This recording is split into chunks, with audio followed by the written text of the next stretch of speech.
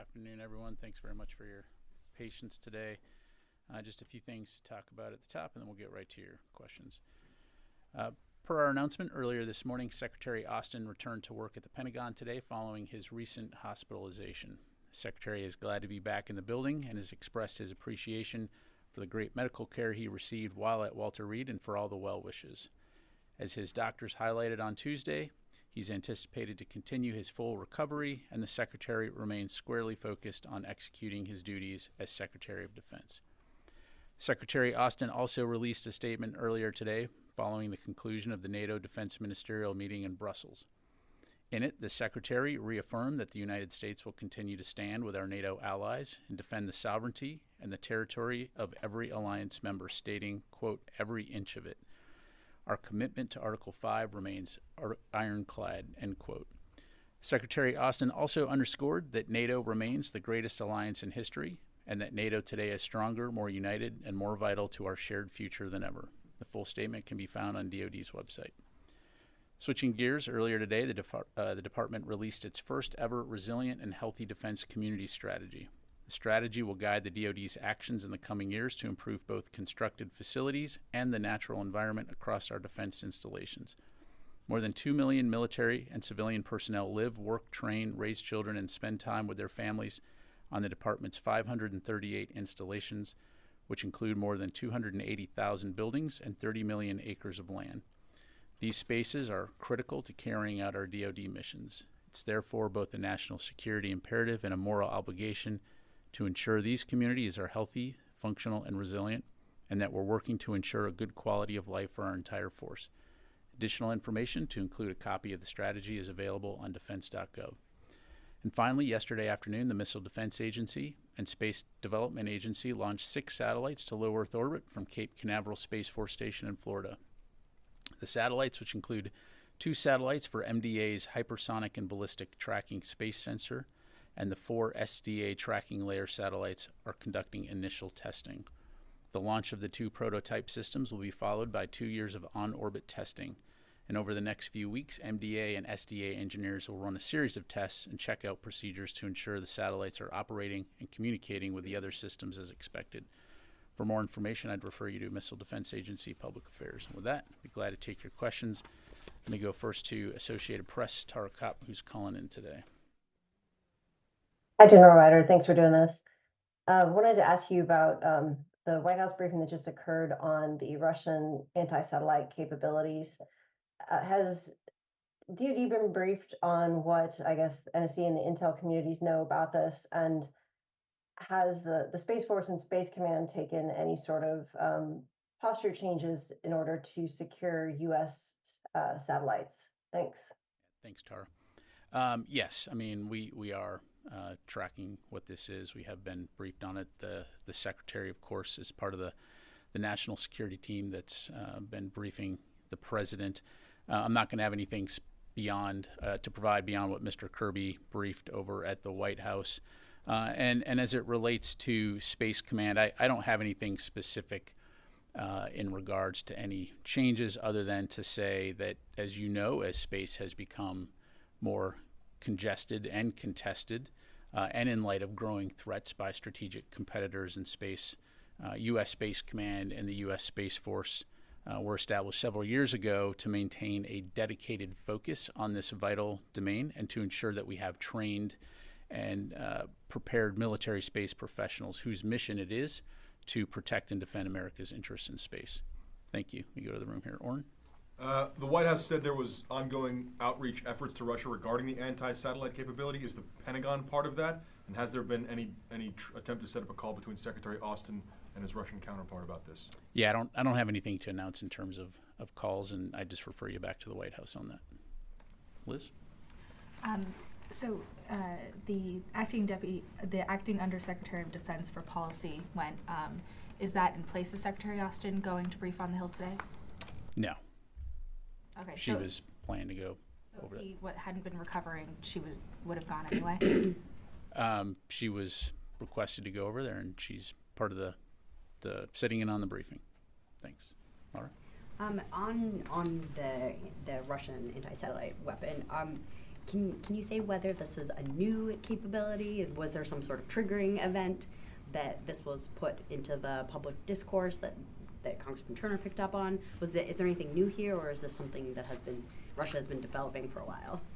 Yeah, thanks. I'm not going to have anything to provide beyond what Mr. Kirby highlighted, and I'll underscore the key points he made. It's not an immediate threat.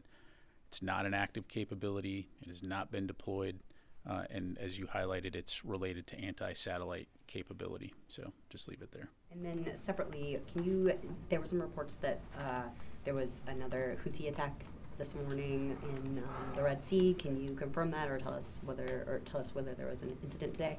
I cannot. I know that, as you've seen, CENTCOM has been issuing daily press releases on any activity in the Red Sea. So if there has been, then I would keep an eye out for that. Idris. I think one of the things Kirby said was some of the intel is months and potentially years old. When was he briefed on it? Yeah, so I'm not going to provide a specific date. I can tell you he's tracking this particular issue. And on an unrelated note, I think the last attack against U.S. troops in Iraq and Syria was February 4th. Do you believe this sort of tit-for-tat, the current round of tit-for-tat attacks is now over? You're right. We have not seen an attack against U.S. forces in Iraq and Syria since February 4th, but we'll see, right? I mean, as we have been, we will maintain our focus on the mission that we're there to do, which is the enduring defeat of ISIS. But again, if our forces are threatened or attacked, we maintain the inherent right of self-defense and will take appropriate action. End date to the retaliation for the January 28th attack, or is that an indefinite sort of? Again, as we've talked about before, I'm not going to speculate or talk about potential future operations other than, again, we reserve the right to protect our forces and will take appropriate action. Joseph. Just a follow-up on Drew's question. Does the department assess that, the U.S. response, those two rounds of responses to these attacks led to this, what seems to be one of the longest periods that U.S. forces haven't been attacked since October? I mean, that's really a question for the Iranian proxy groups to answer. Again, we'll see. I don't want to predict the future. We're staying focused on the mission that we were sent there to do, which is, again, to participate in the international coalition to defeat ISIS. And just a second one. U.S. officials told the Wall Street Journal yesterday, the day before, that the U.S. is probing Israeli strikes in Gaza and the use of white phosphorus in Lebanon from, I think, October attacks, including one of an Israeli attack on the Jabalia refugee camp that killed more than 125 people. Do you have any comment on that? Does the department have anybody looking into any Israeli attacks using U.S. weapons? Yeah, I'm not aware of any, Joseph. As far as the white phosphorus, I've seen those press reports, and you've seen that State Department has an effort underway, so I'd refer you to them for any questions about that. You mentioned the white phosphorus. How about the attacks in Gaza? Or did you both? I'm not tracking the U.S. Department of Defense conducting any investigations in Gaza. Tom? Thanks, General. Mr. Kirby said the new space-based capability was troubling. How troubled or how concerned is the Pentagon? Well, again, I'm not going to be able to get into any specifics regarding this particular threat due to the classification. On any given day, the Department of Defense monitors threats from around the world. We work hard to mitigate those threats, and we'll take appropriate action in defense of the nation. And so today is no different. Okay, and separately, could you please give an assessment of how effective the US-led campaign has been at degrading Houthi capabilities? In terms of, well, we're still seeing, numerous attacks and then self-defense strikes. The idea of this was to obviously act as a deterrent and also to degrade the capabilities. So, well, the idea was to respond to a threat that the Houthis have been presenting since mid-November, right, when they started to attack international shipping. And so the United States, in concert with over 20 different nations, have come together to help protect international shipping through the Red Sea, as well as work with international partners to conduct strikes against Houthi capability and degrade those capabilities. And so we do assess that we have degraded some of their capability. And again, we will continue to take appropriate action to prevent attacks against international shipping. As you've seen and as you've highlighted, we continue to see those attacks occur, and we'll continue to take appropriate action. Our focus here, though, is not on fighting the Houthis. It's on two things. One, ensuring that international shipping and mariners are able to transit the Red Sea safely and securely. And two, as necessary, degrading their capability to mitigate and prevent these kinds of attacks from happening. Have you done an assessment of the extent to which that degradation has occurred, because the attacks are still going on? We're continually assessing. But you can't put a, Well, you can't I mean, describe. again, we're going to continue working closely with the international community to help degrade and disrupt their ability to conduct these attacks. And ultimately, again, as I've highlighted before, the Houthis have to ask themselves what price are they willing to pay to take on the international community and have these capabilities degraded and ultimately put their own people in danger. Fadi. Thank you, General. So in the last 24 hours, there's been escalation and series of attacks by Israel and Lebanon that led to the death of, in one incident, family of 7, including 2 children, and another one, mother and her 2 children. First of all, is the department concerned about this escalation going beyond what we've seen so far between Lebanon and Israel? And my question is, despite everything we hear from you, from the Secretary, from the department about the need to protect civilians, the toll keeps on growing, whether in Gaza, the West Bank, and or Lebanon. Does the Secretary think he needs to have a different approach to his Israeli counterparts to make his message clearer on this issue? Yeah, thanks, Fadi. So on your first question, I mean, we've been concerned about escalation along the Israel-Lebanon border since Hamas attacked Israel on October 7th, as you know. And so we have continued to maintain a very focused effort to prevent that escalation from happening. As you've seen in many of the readouts that Secretary Austin has had with his Israeli counterpart, this has been a topic of discussion.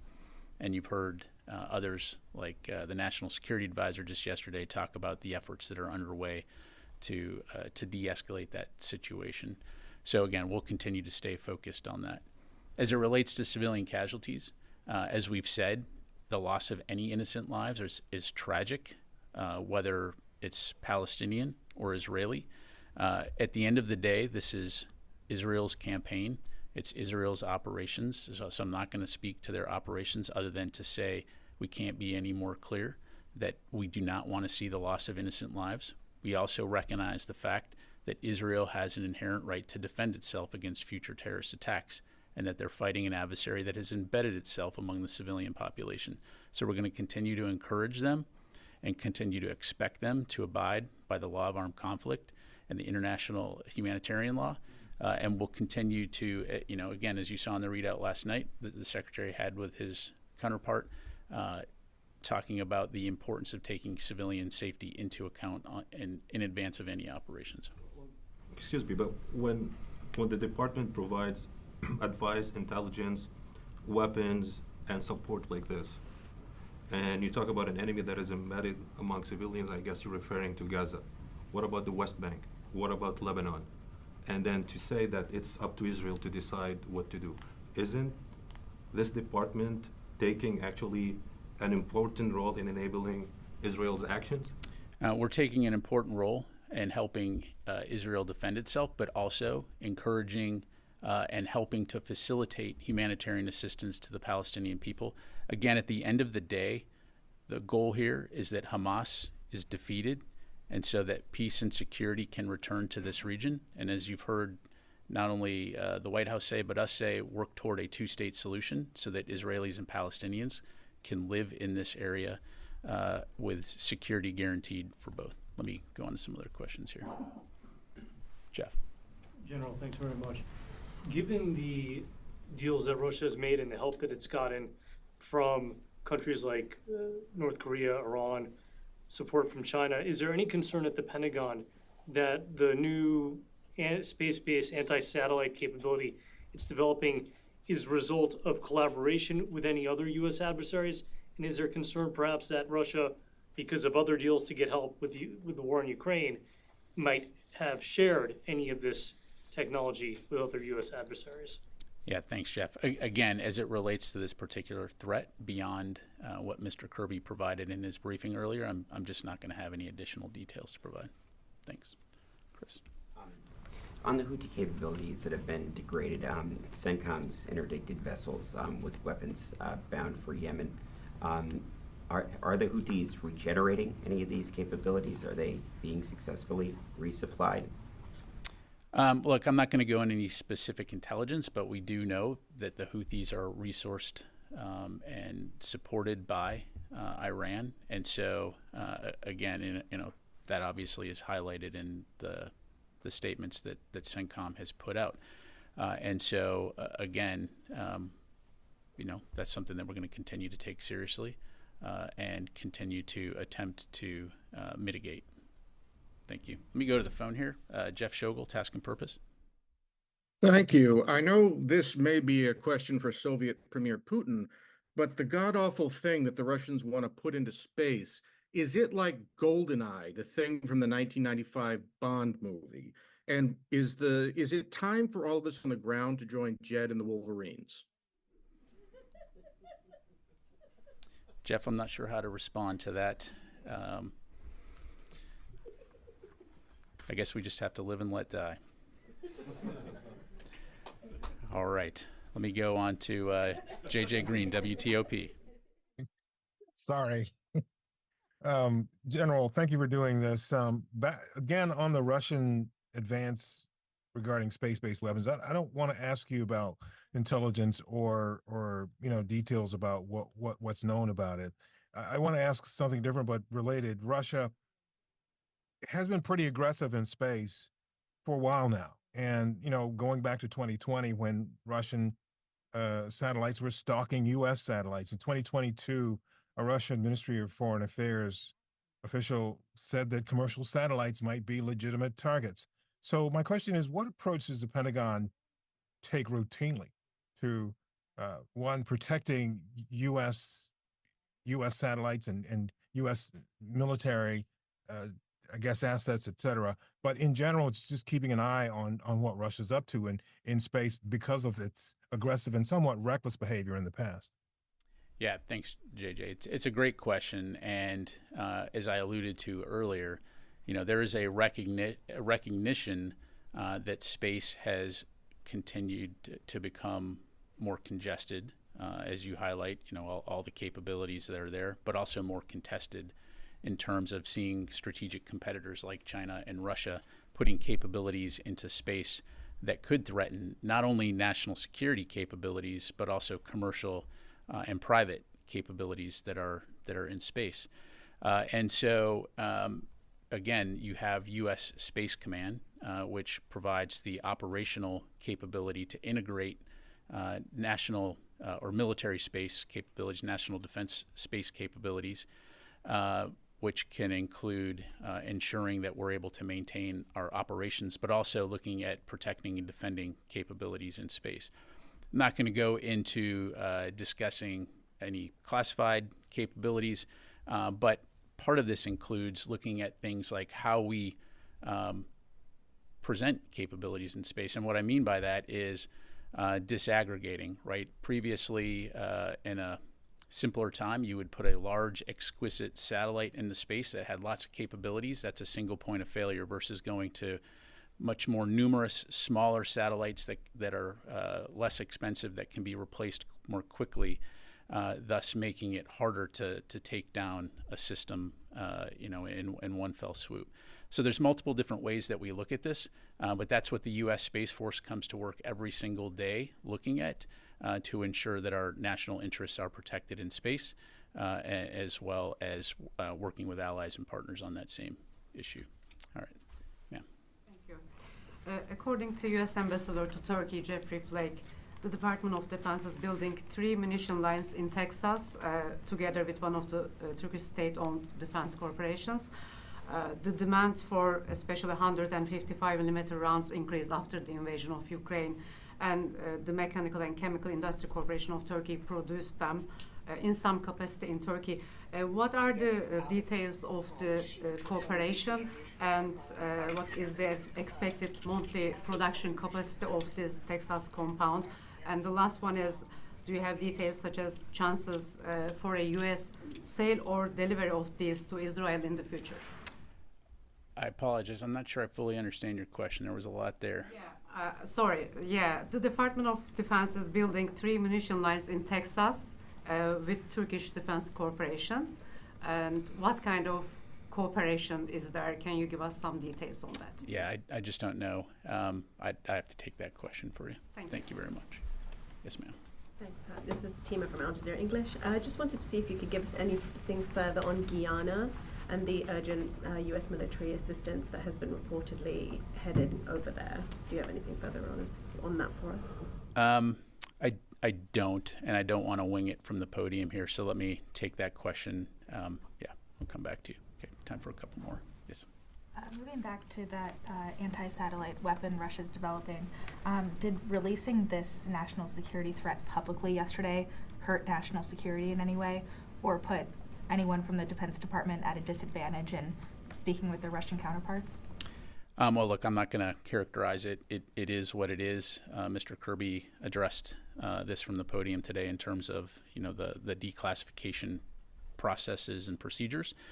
So I will do my part in terms of protecting classified information and refrain from commenting any further on that particular topic. Yeah. Is there a timeline for Secretary Austin to review the internal review on his hospitalization and how that was handled? Yeah, I don't have a timeline. As you know, we've highlighted, he does have it for review, and certainly, again, we're committed to providing as much information about that review as we can, and so we'll continue to keep you updated on that front. Thank you. And last question, go to Mike.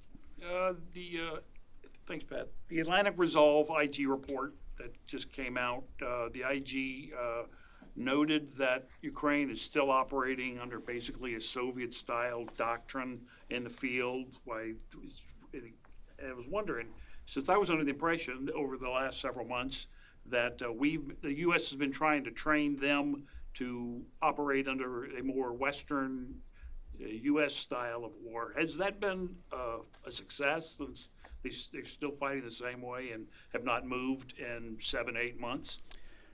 Well, there's a lot there in that question, obviously, depending on how deep you want to go. I would say, broadly speaking, I think the results that Ukraine demonstrated after being invaded almost 2 years ago speak for themselves in terms of their ability to improvise, overcome, and adapt on the battlefield. Had that not been the case, we'd be in a much different place right now. You know, instead of Ukraine having taken back 50% of the territory that the Russian military occupied at one point. That said, as you've seen today, it continues to be a tough fight. And the Russians continue to throw a significant amount of capability into the fight. You know, consequences be damned. And so we are going to continue to support them. We're going to continue to advise as best we can. But at the end of the day, it's up to Ukraine to plan and execute its operations. But what we will do and what we are doing is continuing to work very closely with the international community. We just had the Ukraine Defense Contact Group yesterday to ensure that we understand what their most urgent needs are, ensure that we can work together to get that to them as quickly as possible, but then also importantly, work with the Ukrainian military on what its future force looks like so that they can deter future aggression from Russia and prevent another invasion from happening. Thanks very much, everybody. Appreciate it.